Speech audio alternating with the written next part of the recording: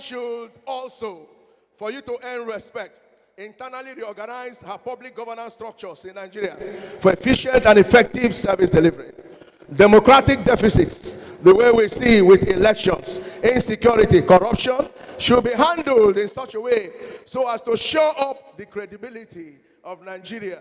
You that wants to be a brother, you must first of all make sure that you take care of your home. In conclusion, ladies and gentlemen, The 59th inaugural lecture series held in Ignatius Adjue University of Education.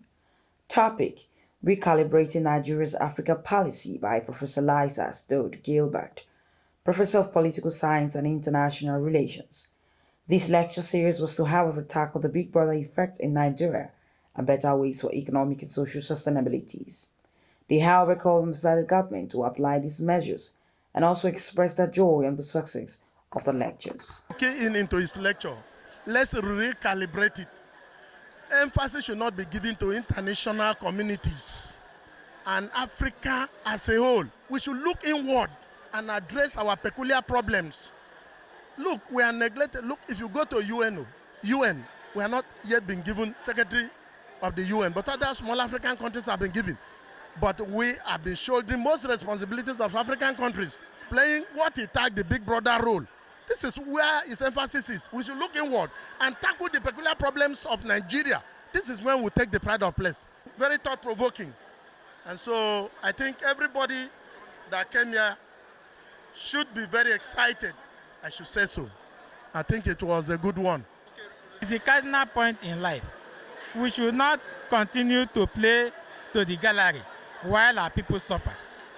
You can imagine in today's Nigeria, the idea of people suffering to the extent that they cannot have 2 square meals. They cannot buy fuel into their cars. They cannot even move from one point to the other, as in transportation. Students cannot even pay transport to school. Those are the aspects of life that are not even imaginable. We should make life much more better for our citizenry. And after that, we can look at the charitable areas to help our neighbors, to help our African brothers. That never meant hatred. That meant self-preservation. We should act more on self-preservation than Father Christmas. well, I have said it. Let me re-emphasize the fact that my inaugural lecture recommends that Nigeria should redesign her African policy from being sacrificial Afrocentrism, to a strategic, economic, Afrocentric, diplomacy.